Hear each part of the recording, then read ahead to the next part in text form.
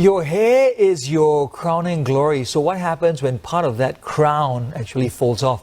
So we have Dr. Harold Ma from Skin Laser and Hair Transplant Clinic and his patient Ng Yen, who lost his hair in his 20s. Gentlemen, thank you for joining me. Dr. Ma, let's start with you. What happens in hair loss and why are men more prone to it?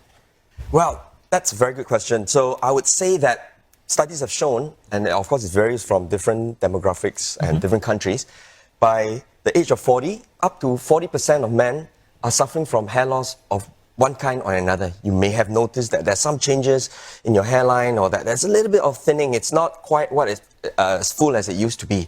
So I think that's always the take-home point, that it's genetic. It's nothing you can really change about it.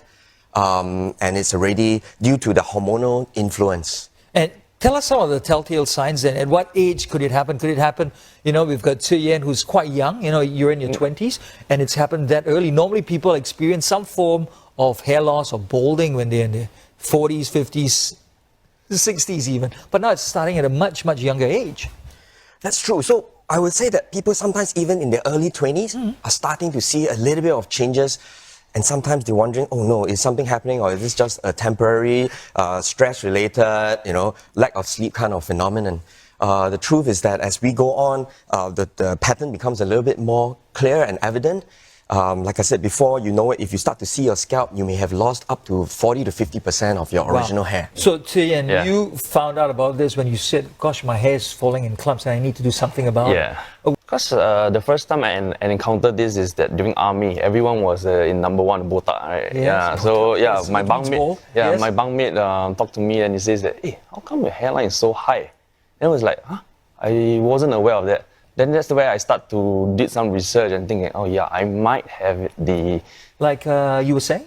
Definitely, a lot. It's like every day you wake up, when the hair was undone, it's like you're looking at it, oh my God. I look old. That's how I feel.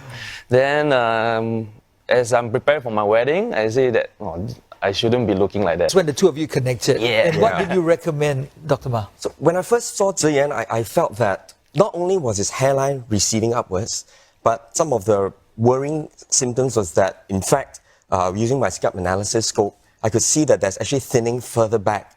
And the worry was that the dihydrotestosterone, which is what's causing hair loss, is actually affecting a bigger part of the scalp than what was obvious.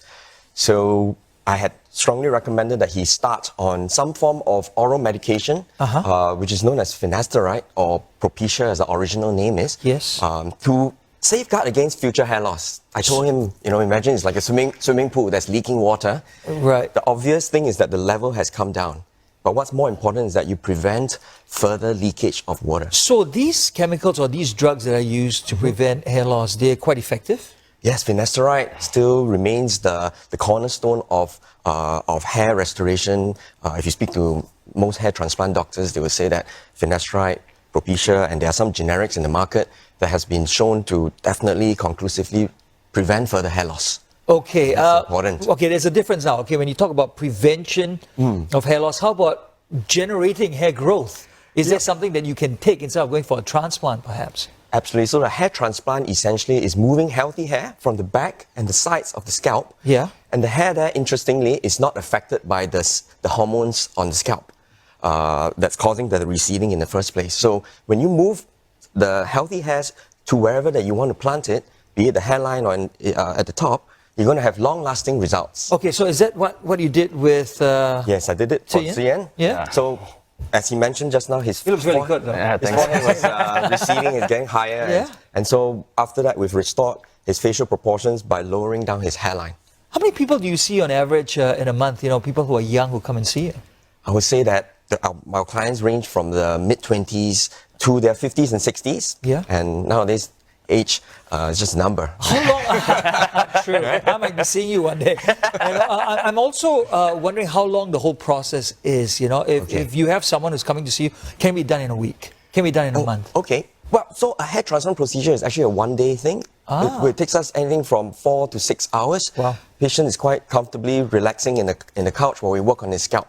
So I always tell patients, imagine a first-class flight somewhere, maybe to Dubai or something, and by the time we're done, you have more hair. Okay, very quickly, are you very happy with the result? Definitely. Definitely. Okay, thank you very much for coming in, gentlemen.